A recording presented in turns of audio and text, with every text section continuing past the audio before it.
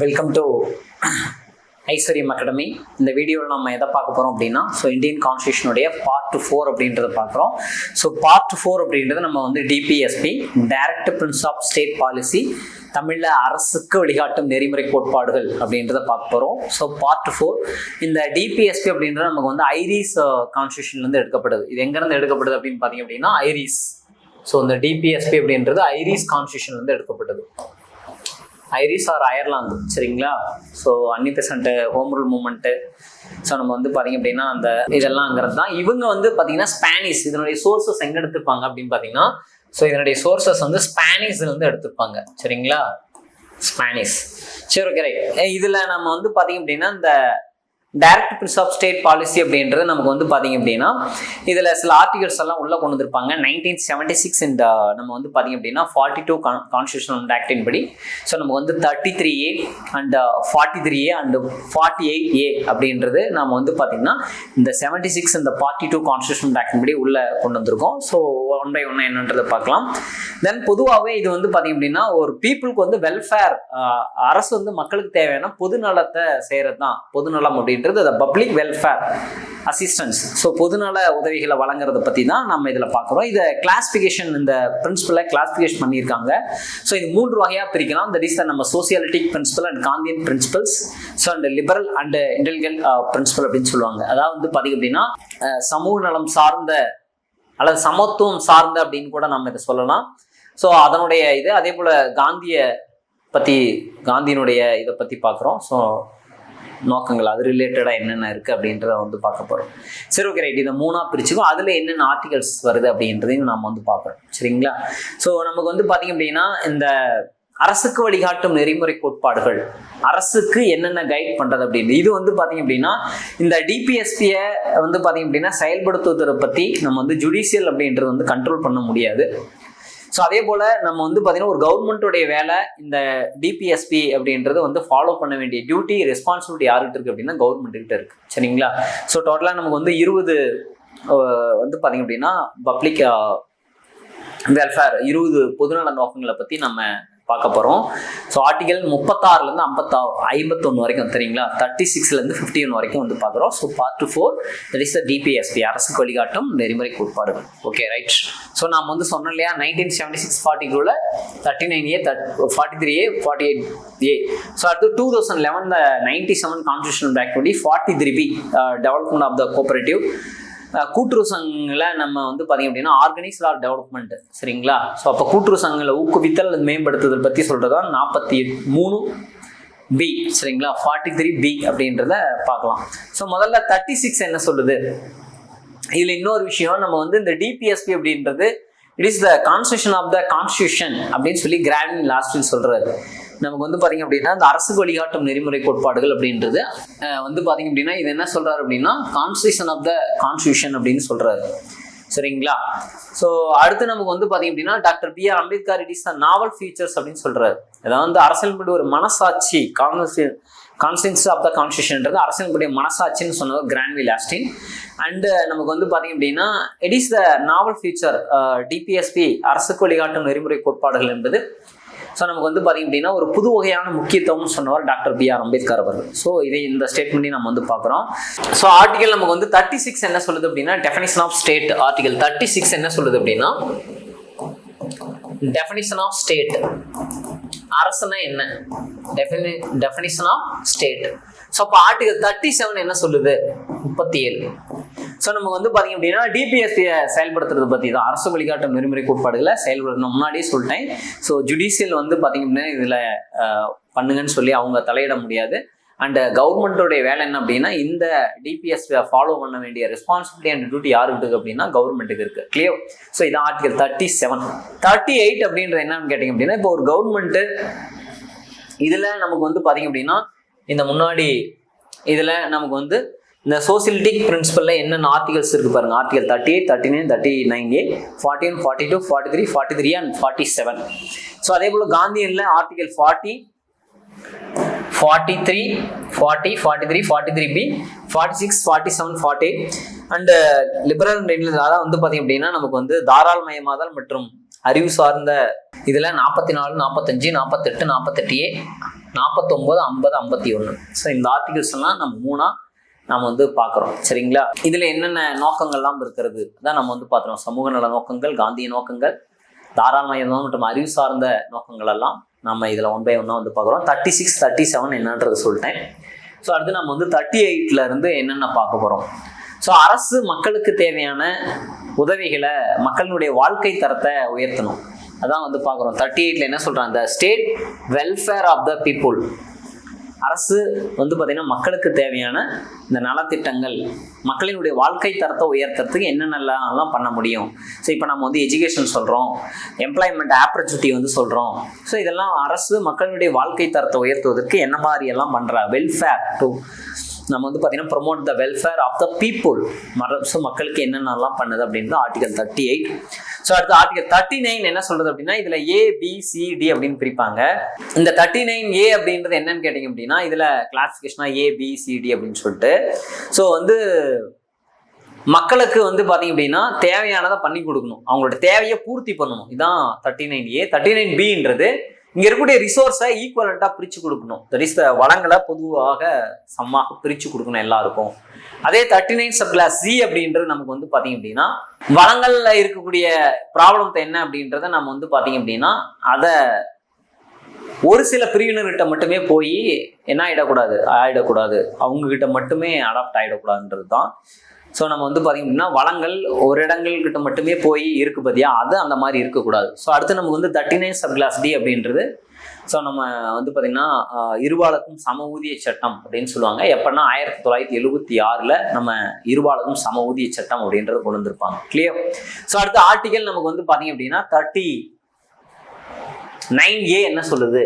39A அப்படின்றது நமக்கு வந்து பார்த்திங்க அப்படின்னா ஃப்ரீ ஆஃப் லீகல், அரசு மக்களுக்கு தேவையான இலவச சட்ட ஆலோசனைகளை வழங்குறது. 39A அப்படின்றது 1976 42வது சட்ட திருத்தம் அப்படின்றது வந்து பார்த்தோம். ஸோ அதான் இங்கே கொடுத்துருக்காங்க. நமக்கு வந்து பார்த்தீங்க அப்படின்னா இப்போ நேல்சா அப்படின்றதெல்லாம் கொண்டு வந்தாங்க இல்லையா? நேல்சான்றது எப்போ சார் கொண்டு வந்தாங்கன்னு கேட்டிங்கன்னா 1987. ஸோ அப்படின்னு என்ன சார் அப்படின்னு கேட்டிங்க அப்படின்னா, நேஷனல் லீகல் சர்வீஸ் அத்தாரிட்டி, தேசிய சட்டாணிகள் அந்த உதவி வந்து கொடுக்கறது. தட் இஸ் ஃப்ரீ லீகல், தேசிய இலவச சட்ட ஆலோசனைகள் வழங்குறது தான் நமக்கு வந்து 39A. சரி, ஓகே. 39 அடுத்து நமக்கு என்ன கொடுத்துருக்காங்க? 39A வந்து பார்த்தாச்சு. அதில் 39E அண்ட் F எல்லாம் வரும். இந்த சைல்டு, குழந்தைகளுக்கு சுதந்திரமாக உடல் ஆரோக்கியமாக வருது 39E. 39F குழந்தைகளுடைய வளர்ச்சியில் அரசு கவனம் செலுத்த வேண்டும். அப்போ 39E 39F எல்லாம் இதில் தான் வரும். அடுத்து 40 அப்படின்றது நமக்கு என்னன்னு கேட்டிங்க அப்படின்னா பஞ்சாயத்து தான். சரிங்களா? ஸோ நம்ம வந்து பார்த்திங்க அப்படின்னா இங்கே பார்த்தீங்கன்னா தெரியும், ஆர்கனைஸ் த வில்லேஜ் பஞ்சாயத்து. சரிங்களா? நம்ம சொல்லியிருப்பாரு, மகாத்மா காந்தியினுடைய சிந்தனைகளில் வரக்கூடியதான் இது. இதை வந்து பார்த்திங்க அப்படின்னா உண்மையான மக்கள் எங்கே அப்படின்னா கிராமங்களில் தான் வாழ்க்கிறது அப்படின்னு மகாத்மா காந்தி சொல்லியிருப்பார். ஸோ அதுதான் அவங்க சொல்கிறாங்க. There is organise of the village பஞ்சாயத்தை ஏற்படுத்த வேண்டும். ஆர்டிகல் 40. 41 அப்படின்றது என்னன்னா, இதே கவர்மெண்ட் வந்து மக்களுக்கு தேவையான ஒரு ஜாப் ஆப்பர்ச்சுனிட்டி ஆகட்டும், எஜுகேஷன் ஆகட்டும், சரி இதெல்லாம் கொடுக்கணும். தான் ஆர்டிகல் 41 சொல்லுது. அப்போ நமக்கு வந்து பார்த்திங்க அப்படின்னா கல்வி, வேலைவாய்ப்பு இதையெல்லாம் ஏற்படுத்தி தர வேண்டும். ஆர்டிகல் 41.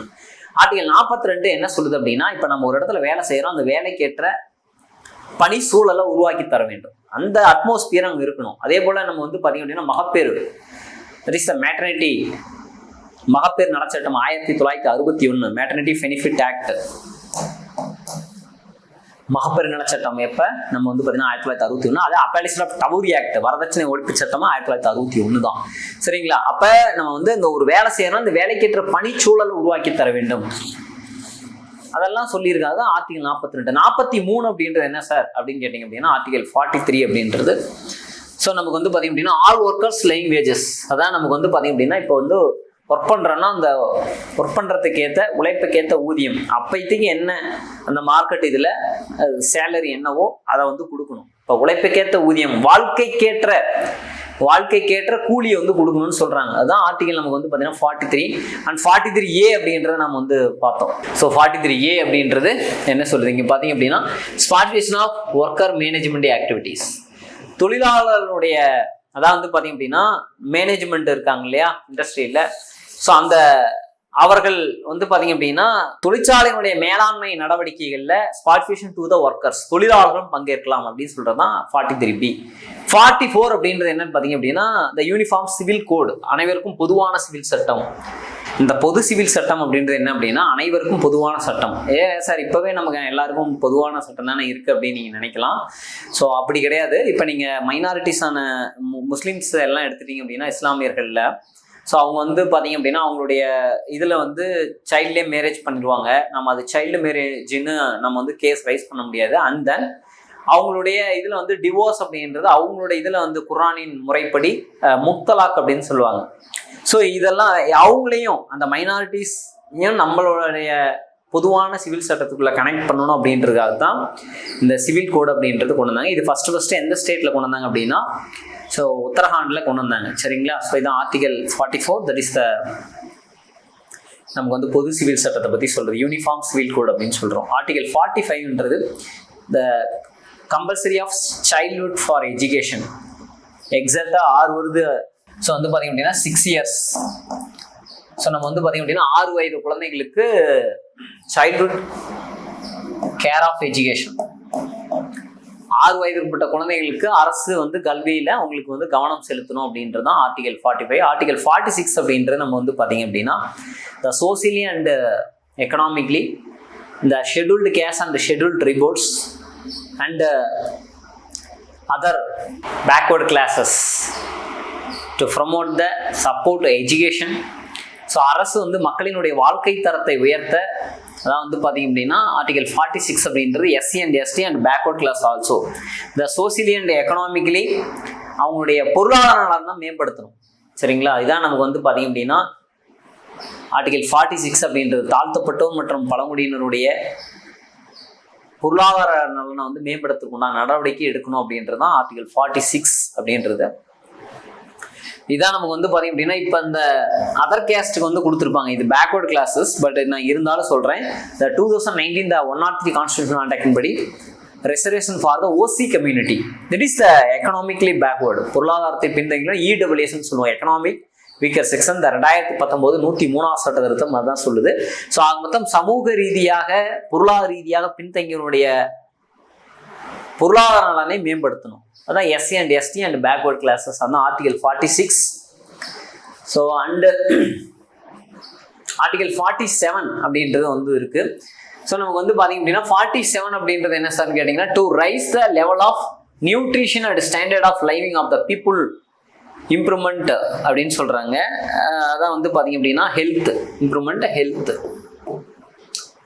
ஸோ என்ன அப்படின்னா அரசு வந்து பார்த்தீங்க அப்படின்னா சுகாதார நலனை மேம்படுத்தணும். சரிங்களா? அரசு சுகாதார நலன், ஊட்டச்சத்தை மேம்படுத்துதல், சுகாதார நலனை மேம்படுத்துதல், இதெல்லாம் ஆர்டிகல் 47 தான் சொல்லியிருக்காங்க. இப்போ நம்ம ICDS integrated child development scheme இந்த 1975 ஐசிடிஎஸ் எப்போ கொண்டு வந்தாங்க அப்படின்னா 1975 கொண்டு வரப்பட்டது. சரிங்களா? Integrated child development scheme 1975. Indira Gandhi இந்தியாவுடைய பிரதமராக இருக்கும்போது மிட் மீல் ஸ்கீம் 1995. ஸோ அப்போ இதெல்லாமே நம்ம வந்து சொல்லலாம். தமிழ்நாடு இன்டகிரேட்டட் நியூட்ரிஷன் ஸ்கீம் 1980 தமிழ்நாட்டில் அப்போதைய முதல்வராக இந்த எம்ஜிஆர் அவர்களால் கொண்டு வரப்பட்டது தான் ஒருங்கிணைந்த ஊட்டச்சத்து மேம்பாட்டு திட்டம். ஸோ அப்போ அதுதான் நமக்கு சொல்லியிருக்காங்க. ஸோ வந்து பார்த்திங்க அப்படின்னா கன்சீவ் ஆன பெண்கள் இருந்து அப் டு 6 இயர்ஸ் குழந்தை வரைக்கும் அந்த ஐசிடிஎஸ் வந்து கொடுக்குறாங்க. சரிங்களா? ஸோ அடுத்து நமக்கு வந்து பார்த்திங்க அப்படின்னா அப்போ மக்களினுடைய ஊட்டச்சத்து, வாழ்க்கை தரம், உடல்நலத்தை மேம்படுத்துதல் மற்றும் போதைப் பொருளிலிருந்து தடுப்பதும். ஸோ போதைப் பொருளிலிருந்து தடுப்பது அரசினுடைய கடமையாக இருக்கிறது. நம்ம பிரதமர் அவர்கள் மானாஸ் அப்படின்ற ஒரு வெப்சைட்டை தொடங்கி போதைப் பொருள் propagation of the drugs and drinking liquor, so இதெல்லாம் வந்து ப்ரொபகேஷன் தடை பண்ணணும். போதைப் பொருள் இளைஞர்களை பாதுகாக்க வேண்டிய ரெஸ்பான்சிபிலிட்டி யார்கிட்ட தான் இருக்குது, நமக்கு வந்து கவர்மெண்ட்டுக்கு இருக்குது அப்படின்றத சொல்கிறாங்க. இதுவும் ஆர்டிகல் 47 அப்படின்னு வந்து பார்க்குறோம். ஸோ அடுத்து article 48 to organise agriculture to animal husbandry to modern scientific lines. அதான் நமக்கு வந்து பார்த்தீங்க அப்படின்னா வேளாண்மை மற்றும் கால்நடை அப்படின்றத அமைப்பு ரீதியாக வேண்டும், பசுவதையை தடை செய்ய வேண்டும் அப்படின்றது ஆர்டிகல் 48 சொல்லுது. ஆர்டிகல் 48ன்றது டு ப்ரொமோட் த என்விரான்மெண்ட், நம்ம வந்து சுற்றுப்புற சூழலை மேம்படுத்த வேண்டும், ஆர்டிகல் 48A அப்படின்றத சொல்றாங்க. ஆர்டிகல் 49 என்ன சொல்லுது அப்படின்னு பார்த்தீங்க அப்படின்னா நமக்கு வந்து பார்த்தீங்க அப்படின்னா சுற்றுச்சூழலை பாதுகாத்தல், நாட்டில் காடுகள் வனவிலங்குகள் பாதுகாத்தல் இதெல்லாமே சொல்லியிருக்காங்க. So to protect improve the environment, safeguard and forest wild life அப்படின்றது தான் இந்த ஆர்டிகல் 48A நமக்கு வந்து சொல்லப்பட்டிருக்கு. சரிங்களா? ஸோ அடுத்து நம்ம வந்து பார்த்திங்க அப்படின்னா 49 அப்படின்றது நம்மளுடைய தேசிய நினைவு சின்னங்கள், நினைவிடங்கள். The protected every monument of or place of archives or historic interest. நம்ம வந்து பார்த்திங்க அப்படின்னா நினைவு சின்னங்கள், நினைவிடங்கள் இதையெல்லாம் வந்து பேணி பாதுகாக்க வேண்டும். நிறைய இடங்கள்ல இன்னும் பர்டிகுலர்லி தமிழ்நாட்டில் அரசர் வாழ்ந்த சிதிலமடைந்த கோட்டைகள், கோவில்கள் எல்லாம் இருக்கிறது. அதெல்லாம் அரசு கவனம் செலுத்தி அதை வந்து பார்த்திங்க அப்படின்னா மெயின்டெனன்ஸ் பண்ணி டெவலப்மெண்ட் பண்ணிவிட்டு அதை வந்து ஒரு டூரிஸ்ட் பிளேஸாக மாற்றுவதற்கு உண்டான நடவடிக்கை எடுக்கணும் அப்படின்றது தான். ஸோ அடுத்து நமக்கு வந்து ஆர்டிகல் 50 அப்படின்றது வந்து பார்த்திங்கன்னா separate to the executive and judicial. So நிர்வாகத்துறை, நீதித்துறை தனியாக பிரிக்க வேண்டும். அட் ஆர்டிகல் 51 அப்படின்றது நம்ம வந்து இன்டர்நேஷ்னல் செக்யூரிட்டி ஃபீஸ் அதில் வந்து பார்த்திங்கன்னா பன்னாட்டு அளவில் அமைதி மற்றும் பாதுகாப்பை ஏற்படுத்த வேண்டும் அப்படின்றது ஆர்டிகல் 51 சொல்லுது. ஸோ இதான் நமக்கு வந்து ஆர்டிகல் 36 அப் டு 51 வரைக்கும். So DPSP directive principle of state policy அப்படின்றது. தேங்க்யூ.